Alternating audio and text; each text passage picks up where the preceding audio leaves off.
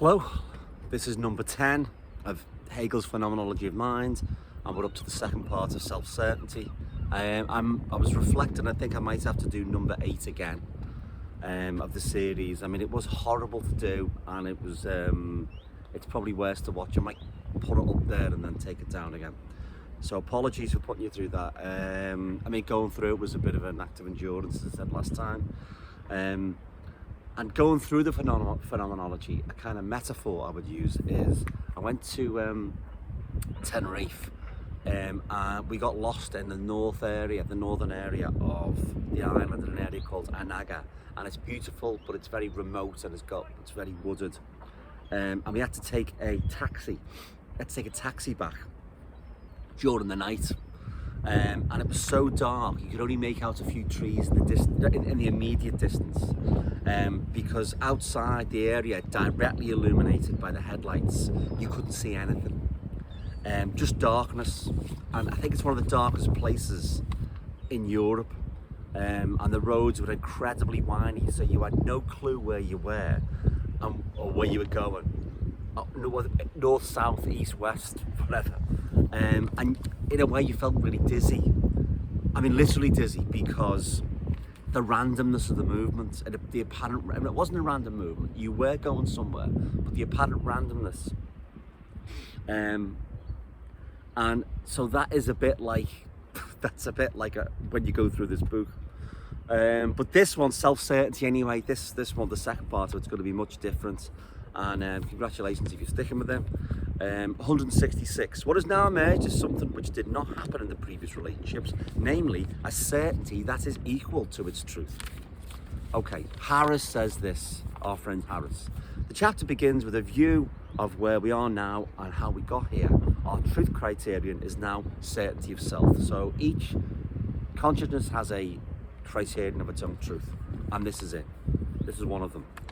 So there's a difference between truth and certainty. So truth and certainty would seem to be just names for the same thing. But Hegel isn't playing a word game here. The truth of self-certainty is going to be self-consciousness. Number 166. If you call the movement of knowing concept, but call the concept knowing as motionless unity, or the I, then we see that the object corresponds to the concept, not only for us, but for knowing itself. So for consciousness, certainty certainly means I versus I. Descartes' cogito ergo sum, which is Latin for I think therefore I am. My being is my thinking. I reflect upon my thoughts. I am my thinking self. Self-certainty certainly thinks this is the fundamental part of being an I. Or being a human is just knowing stuff. I know the sky is blue, and I know the sun's hot, and I know I'm not reflecting on this as I'm looking up now, looking at the sun, yeah, and I'm looking at myself, looking at this. I mean, that's just has to be true, doesn't it? That bit. That has to be certain, I should say. That has to be certain. And you can't really separate knowing from I. So I think this looks like it's almost the end of the journey, which it is. In one sense it is the end, because we discover self-consciousness, but it's not really. So I is the subject, and usually something else is the object. Like these papers are the object. But in self-consciousness, the subject and the object is the same thing for some of the time, okay? I am me, I am I'm thinking about what I said to my boss yesterday, I'm reflecting on it. Consciousness, so something like I eat the banana, that's transformed into self-consciousness. I am conscious of myself eating a banana, and I'm putting a thought of me eating a banana in my mind right now. So that's the difference. Self-consciousness overcomes the problems of consciousness by moving to a deeper or higher level. But self-certainty is a misconception, because we are by no means certain of ourselves. I think I mentioned that earlier on in an early video. The previous form of knowing, consciousness, took the world just unreflectively. We move beyond this type of understanding, where we're confronted by serious problems which cause this type of knowing to be insufficient. So let's say I'm a Tory. Britain's a great place. I vote Tory, I go on holiday, nowhere fancy, but it's nice. I get a regular job, I drive a van, it's not great, but it's a living. I get on with life, I'm British, I like the Queen kind of, and Buckingham Palace is a charming place. And then my unreflective state of mind is thrown into a crisis because my heat bill suddenly costs more than my wages. I'm pretty sure Hegel wouldn't have used that example. Marx would have used it. So we can see the similarities, can't we, between Marx and Hegel. I suddenly become aware that the way old certainties about how I thought my life was meaningful, how it was meaningful, it turned out to be false, not true. And sometimes it turns out to be a complete lie. The same thing, I think, as that, but I mentioned that woman, Tatiana, whose whole life revolved around the husband. And it's the same thing. She thought she had the perfect life with the perfect husband. So, phenomenology of mind will be a continuous process of disabusing us of our certainties and our misunderstandings. And that might be a little bit depressing, certainly a bit scary. So when the always fail, and when I think therefore I am fails, or when my van driver job fails, not because of me, but because of a recession, my belief in the Tories, or Brexit, or 1917, or when my faithful husband turns out to be a lie, the way that we fundamentally relate to the world fails. And it doesn't just fail. We don't just go, hey ho, that form of consciousness was no good, that me being a Tory, or me being a connected via an ideology, and we don't try and find another one, pick one off the shelf. When it fails, as we just know, it's just a disaster. So why is there such a thing as self-certainty? I think that we all have this, to my view. We've all got it to some point. It's not like this way of relating to the world only applies to thick people. No, we got to have a bit of it. In fact, I think we've got to have quite a lot of it. Otherwise, we just go crazy. Sometimes when we go to work, we feel, for example, like an existential dread, particularly Monday mornings. But usually this sense of dread, which capitalism is brilliant at engendering, because we, proletarians, are all just one paycheck away from disaster. So we don't usually feel this all the time. We usually have got a pattern of life and habits, thank God. So I exclude from this people who are homeless, or whose benefits are so low they can't plan even for the next day. They are in a permanent state of crisis, despair, anguish, whatever. But most people plan out their week. They're able to plan out the week, make their sandwiches, work out what they're going to have for the tea, and then what they're going to do next weekend, and even for the next year or few months. So we all have a certain amount of this self-certainty. Not all. Most of us have a certain amount of this self-certainty. We're all tied to the world by family, work, and habits that are going to be there the next day. And again, excluding people who work in insecure jobs and refugees, for whom life seems to be a state of permanent crisis. But self-certainty, though it is, despite all that, it's a self-deception, because bottom line, we're looking for a spiritual anchor that doesn't exist. And when I say spiritual, I mean it in the Hegelian sense of spirit. I don't mean it in the Holy Spirit or something supernatural. So I have a life with meaning, job, family, friends, hobbies, and we desperately need some kind of confidence, certainty that our lives are meaningful. Even if that meaning is having a few pints with your mates and watching your favourite football team. Okay, I've made this ridiculous claim. How is watching your favourite football team the same as René Descartes uttering the words, I think therefore I am?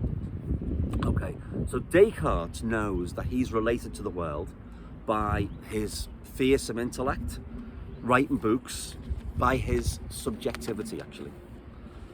And that's true. And he probably put £1 million on the fact that he's certain that cogito ergo sum is it. That is the way that we should be looking at the world. That's the way he sees himself.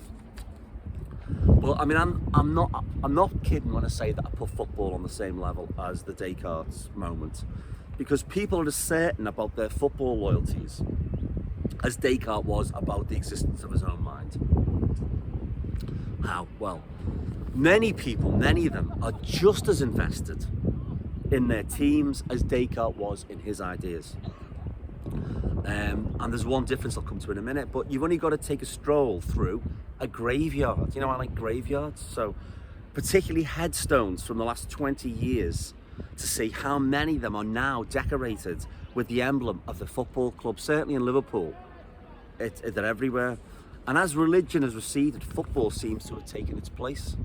I went to a funeral of a friend, and he was given a send-off in a chapel or church or wherever, and the send-off was to the Everton theme tune, Z-Cars, and it was a non-religious service. And that's quite common now for people to have like the football tune, the tune of the football club playing during the funeral. So the difference between the way Descartes thought was related to the world and the way my friend was related to the world is mentioned by Hegel in paragraph 167. Desire as a way of being in the world, or passion. My friend was a passionate supporter of Everton, to the point of actual mania, really. And he told his daughter not to get married on a certain day because it clashed with an Everton fixture. I mean, you know, that's desire, isn't it? All right. But before we talk about desire, a few more words about Descartes and subjectivity. Hegel acknowledged his debt to Descartes because Descartes was one of the first, if not the first person that we kind of know who wrote about it, who created the concept of interiority, the interior, or inwardness of modern, fancy word, modern selfhood. Or how much more modern and self-aware can you get than I think, therefore I am. So even today, that thought strikes you as a modern thought, a powerful thought. So the truth must be an inward experience. It must be being for itself. It must have a moment of self-assurance and self-certainty. Paragraph 167, as I said, first introduces the concept of desire. So, halfway through that paragraph, Hegel writes, with that first moment, self-consciousness is as consciousness, and the whole breadth of the sensuous world is preserved for it. The sensuous world is thereby, for it, a stable experience, which is, however, only appearance, or is the difference which in itself has no being. But this opposition between its appearance and its truth has only the truth for its essence, namely the unity of self-consciousness with itself. This unity must become essential to self-consciousness, which is to say, self-consciousness is desire, full stop. The full stop is, Hegel says that. Self-consciousness is desire, full stop. Now, that is a pretty unequivocal statement for Hegel. It was usually full of like mediations and, you know, the first moment dissolving into the second moment and relations between the object and the subject. But for Hegel, desire, I mean, that's a big thing, isn't it? To say, you know, that is it, and there's no messing about with this. So, you know, so it's like desire is, I want an ice cream now, and I don't just want an ice cream, I want it served by Beyonce, and I want a bag of chips as well, and I want a steak and kidney pie, and I want it now. I mean, and yet it does mean desire in those most primitive senses. And the problem with the Cartesian eye, this Descartes eye, is that it's pure intellect, though. It's pure reflection, pure seeking out knowledge for its own sake. Virtue is its own reward, like a knight doing good intellectual deeds, because you know, the search for knowledge is kind of like a holy quest. It's beautiful. Let's just do it. So my previous video on the, you know, the dreaded, you know, the one about previous videos which I've done on this one, I mentioned about Kant, Copernic and turn. So I might have to do it again, I said, but this is important because apparently, oh, by the way, Kant never used the term Copernic and turn. He never used it. But that interesting phrase means what? So I think from last time or the time before, objects must conform to our a priori our knowledge. Objects has got to conform to our knowledge. Knowledge no longer conforms to objects. The relationship we have to the world post-Kant and post-Copernicus is a self-relation, because we now see the world in terms of our concepts, okay? So our concepts of objects. So I think, therefore, that's a self-relation. I'm in the world through my relationship to myself, not like, you know, a kind of curled up in the fetal position yourself, but it's your thinking self. And it's your self-awareness. It's about I think self-awareness is the best way to describe that. So my self-awareness, my subjectivity, I'm a thinking being. That's not too philosophical. That's not too heavy. But Hegel goes further and says that I'm aware of myself and the world through that dirty word I mentioned before, desire. And desire helps create self-certainty. The self-certainty of this chapter. Because of the Copernican turn, we can say that objects must conform to my knowledge. But for Hegel, knowledge is like it's sense certainty, perception, a passive type of being in the world. So we perceive things. I perceive the camera, I perceive the sky, I perceive, you know, like you can't see it now. Let's have a look. I perceive the boats there, but I mean, we are perceivers for much of the time, but we're not really in the world that much as passive perceivers. Watching the clouds go by, you know, you look at this video and watch the clouds go by, just take it in. That's when we're in our most relaxed state and passive state. But the way we're also connected to the world, and Hegel says connected full stop, is by desire. And desire is by its very nature an affirmation of subjectivity, an affirmation of the self, an affirmation that exists as an individual, and I want something. So to give you a couple of examples about desire connected to the world. So I'm desperate to go to the toilet, right? Okay, not right now, but I'm desperate. So you're on a walk like this, and suddenly, bingo, ouch, you really need to go. Okay, I could have been contemplating the clouds and the sky and the beautiful sea and those boats there, or I could have been reading Descartes' Meditations in the park, but the pizza I ate earlier, I need to go to the toilet and I've got to go right now. Got to go. Suddenly the entire world becomes transformed as a means to go to the toilet and an aim, or and there are things that are barriers along the way. So I'm suddenly no longer aware of the beautiful clouds and the sea in the background and the swaying plants and the cloud formations and those lovely flowers there that I can see, and you're no longer aware of them. I've got to get to that toilet by the shortest possible route, and you get to the front door, you find your keys, you rush for your keys, you literally run to the toilet. Okay, the whole world was subsumed by that desire. The desire to go to the toilet is comical, but it could be any type of desire. But what you did is when you went from, say, I'm in this beautiful place, to the toilet, you were not taking in the entire world. You were just focused on negotiating and putting yourself on a route that got you to where you wanted to go. So it's similar.